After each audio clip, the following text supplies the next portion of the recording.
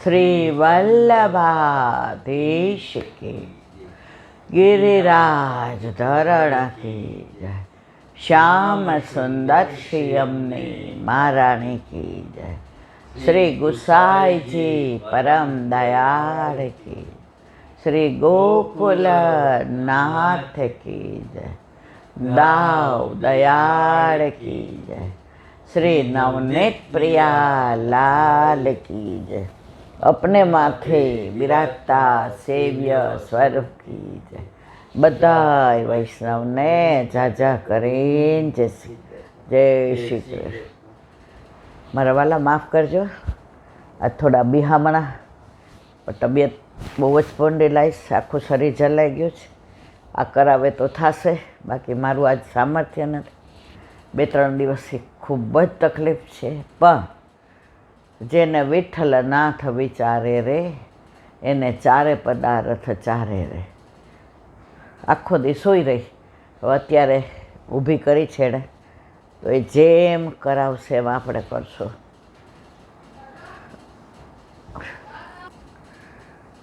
एक પાંદડું આપણાથી હલતું નથી, શ્વાસ આપણે લઈએ છીએ અને કાઢીએ છીએ એ આપણા હાથમાં નથી, બધું એના હાથમાં છે।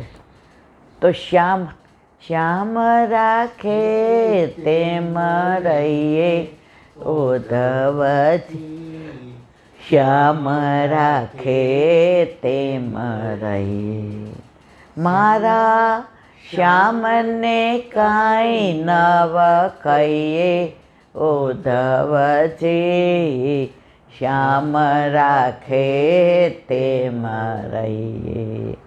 ગોપીઓ ઉદ્ધવ આવે છે, ઠાકોરજી મોકલે છે કે જાને ઉદ્ધવ, એને બહુ જ્ઞાનનું અભિમાન હોય છે ને કે મારા જેવું જ્ઞાન કોઈ જ્ઞાની નહીં, કારણ કે બૃહસ્પતિના શિષ્ય હતા એટલે જ્ઞાનનું અભિમાન હતું।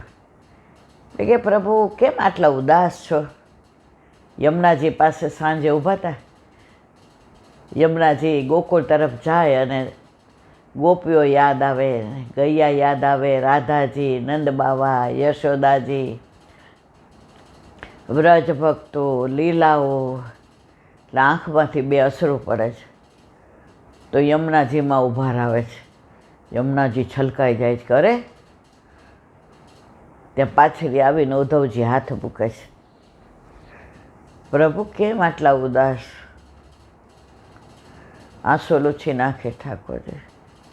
ઉદ્ધવ વ્રજ મોહે બિસરત નાહે, ઉદ્ધવ વ્રજ મોહે બિસરત નાહે। ઉદ્ધવજી તો જ્ઞાની, તમે તો બ્રહ્મ છો, તમે તો ભગવાન છો। આવી આહિરની છોકરીઓ, ગોપીઓ, ગંધારી, ગોબરી, બધું છાણ ને તમને આ બધા કેમ યાદ આવે છે? હવે ઠાકોરજી સમજી ગયા કે આને હુંય જ્ઞાન નહીં આપી શકું। આ ભાવ તો જે જઈને ત્યાં અનુભવે ને એને ખબર પડે। એટલે કેવું તો એક કામ કર ને, તું ગોકુળ સમાચાર લઈ આવ ને કે બધા આનંદમાં છે, ને તું મારા સમાચાર લઈ આવ કે હું પણ આનંદમાં છું। એ કે હમણાં 2 બપોરે ગયો ને સાંજે પાછો, ગોકુળ ક્યાં દૂર છે, તમે જઈ હોત? એ કે મને આ રાજકારભારમાંથી ટાઈમ ન મળે ને એટલે મારો મેળ નહીં પડે, પણ તું જા। ઉદ્ધવજી કે સારું, એ તો મનમાં અભિમાન કે મારી પાસે તો કેટલું જ્ઞાન છે, જેવી ગોપી હશે, જેવા યશોદા મૈયા, જેવા નંદ બાવા, વ્યક્તિ પ્રમાણે બધાને જ્ઞાન આપીશ અને બધાને રાજી કરીને આવીશ। ભાઈ એ બધી ગામની આહિરાણીઓ હું સમજે આ પરબ્રહ્મ? આ તો વ્યાપક બ્રહ્મ છે, કણ કણમાં છે, આમાં ક્યાં તમારે બ્રહ્મને ગોતવા જવાનું? આનું શું દુઃખ હોય તમને? ઠાકોરજી કહે હવે બરાબર। એટલે ઉદ્ધવજી આવ્યા તૈયાર થઈને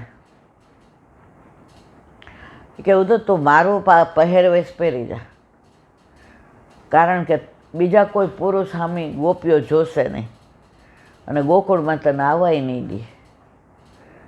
એ કે આ હાલો ને ભાઈ, તમે જેમ કહો એમ, આ તમારું માનવું છે।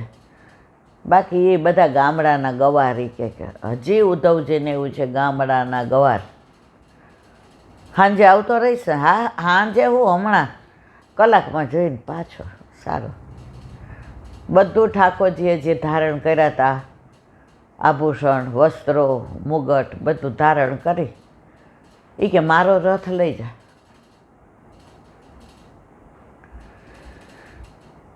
એ કે મારો છે ને, તારો રથ આવવાય નહીં દે. મારો રથ જોશે ને તો બધા રાજી થઈને તને આવકારશે, અને તારે જે જ્ઞાનની વાતો કરવી છે ને તો નિરાતે કરી શકીશ. ઉદ્ધવજી કે હાલો ને ભાઈ, આમ નહીં. એ કે આ પરબ્રહ્મ છે, પણ જો ને ગોપીઓ પાછળ તો ગાંડા થયા છે. એ કે પછી કે નંદ બાબાને ડેલી ક્યાં ગોતો? હવે ઠાકોરજીથી રહેવાતું નથી. મારા નંદ બાબા, મારા યશોદાજી, મારી ગૈયાઓ, મારા બછરાઓ. ઉદ્ધવ, તું અહીંથી પાદરમાં પહોંચીશ ને ગોકુળના, તો તને એક નીક દેખાશે. નીક એટલે ઓલી ગટરની નાની ઓલી આવે ને એ નીક ને કિનારે કિનારે હાલો જાજે. એ કિનારે જ્યાંથી આવતી હોય ને એ મારા નંદ બાવાને ડેલી. એ કે કાંઈક સમજાયું કહો ને. ઉદ્ધવ, હું નીકળો ને ત્યારથી નંદ બાવા અને યશોદાજીની આંખમાંથી આંસુ સુકાયા નથી. એ આંસુની આખી નીક, આખી નેર તૈયાર થઈને પાદર સુધી આવે છે કે મારો લાલો હમણાં આવશે, મારો લાલો હમણાં આવશે. અને એનું જળ પીશ ને અમૃતથી મીઠું હશે, આંસુ ખારા હોય, પણ આ તો મારા નંદ બાવા અને યશોદાજીના હેતના આંસુ છે, મમતાના આંસુ છે, વાત્સલ્યના આંસુ છે, પ્રેમના આંસુ છે. ઉદ્ધવજી કે સારું. એ કે નંદ બાવા અને યશોદાજીને ઓળખીશ કે? એ કે ડેલીએ જાય છે તો નંદ બાબા હાથમાં કટોરી ને માખણનો આમ આંગળીમાં લઈને ઠાડા હશે કે મારો લાલો હમણાં આવશે ગાયો ચરાવીને, એના મુખમાં હું માખણ મિશ્રી દઈશ. અને મારા યશોદા મૈયા તો હું નીકળો ત્યારથી ખાધું પીધું નથી, અને હાવ જે પોતાનું શરીર આમ છોડવાની તૈયારીમાં હોય. હું તો એ મારા યશોદા મૈયા. હું તો મારી ગાયો ને બછરા છે ને, બછરાના મુખમાં હું ઘાસ દઈને નીકળો તો એ નથી એણે ગળે ઉતાર્યું, નથી ચાવ્યું કે નથી બહાર કાઢ્યું. એ જે હું નીકળો અને મુખારવિંદ આમ થયું હતું, અને મુખમાં એક ઘાસ છે ને એ ઉધો એમને નથી. એ મારા બછરા, એ મારી કારી, એ મારી ઘૂમર અને મારી ગાયો. ઘાસ નીરવા દીધું હશે ને એના ઢગલા થયા હશે, પણ ઉદ્ધવ મારી ગાયો એ ઘાસ મોઢામાં નહીં નાખ્યું. ઉદ્ધવ એ બધી મારી ગાયો.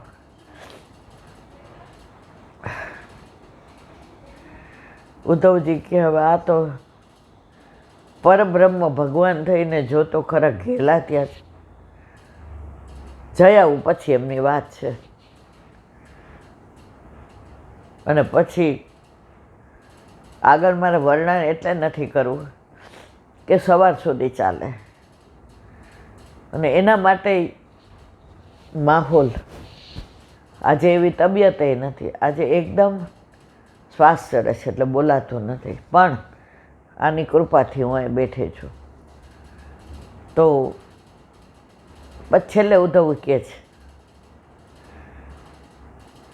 કે તમે આટલા બધા બોલો છો, તમારી કાંઈ ફરિયાદ હોય તો હું જઈને ઠાકોર. કીધું તો શું, સાંજે આવતો રહીશ.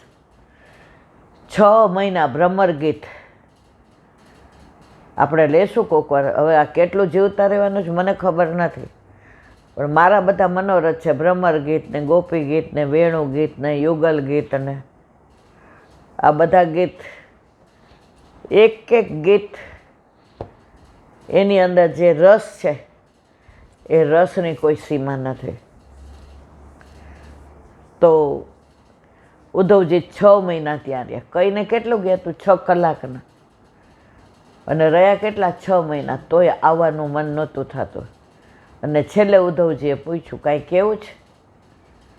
ત્યારે ગોપીઓએ ગ્વાલે, નંદબાવા, યશોદા, રાધાજી, લલિતા, વિશાખા, સુભગા, કેતકી, સંજાવલી, રહી, મધુમંગલ, શ્રીદામા, તોક્ષક બધા અમારા પ્રભુ ત્યાં પ્રસન્ન છે ને? હા, બહુ આનંદમાં છે. ત્યારે ગોપીઓ કહે છે, શ્યામ રાખે તેમ રહીએ ઉદ્ધવજી, શ્યામ રાખે તેમ રહી. અમારા શ્યામ ત્યાં પ્રસન્ન છે ને એટલે અમે અહીં રાજી છીએ. અમારા પ્રભુના તત્સુખનો વિચાર આપણે બધાએ વલ્લભે પધરાવી દીધા. આપણા માથે બિરાજતા આપણા ઠાકોરજીના તત્સુખ સિવાય બીજો વિચાર આપણે કરવાનો જ નથી. કે તમારે કાંઈ ફરિયાદ છે, તમારે કાંઈ કહેવું છે? ત્યારે બીજું કહે છે, મારા શ્યામને કાંઈ નવ કહીએ ઉદ્ધવજી, શ્યામ રાખે તેમ રહીએ. મારા શ્યામને કાંઈ નવ કહીએ ઉદ્ધવજી, શ્યામ રાખે તેમ રહી. શ્યામ રાખે તેમ રહીએ ઉદ્ધવજી, શ્યામ રાખે તેમ રહી. બસ ગોપીઓ, ગોકુળવાસી, વ્રજવાસીની એક જ તમન્ના, અમારા પ્રભુને ક્યાંય તકલીફ ન પડવી જોઈએ. અમારા પ્રભુ એટલા સુખી રહેવા જોઈએ અને અમારા દુઃખની એમના સુધી ખબર ન પડવી જોઈએ. બસ આ જ અમારું જીવન મૂલ્ય છે, આ જ અમારું જીવન ધન છે. અમને બીજી કાંઈ ખબર પડતી નથી. કારણ 11 વર્ષ ને 52 દિવસ ઠાકોરજીએ જે અમને સુખ આપ્યું છે એ સુખ કદાચ અબજો જન્મ અમારે અહીંયા ઠાકોરજીની દાસી બનીને રહેવું પડે તોય અમે રહેવા તૈયાર છીએ. પણ અમારા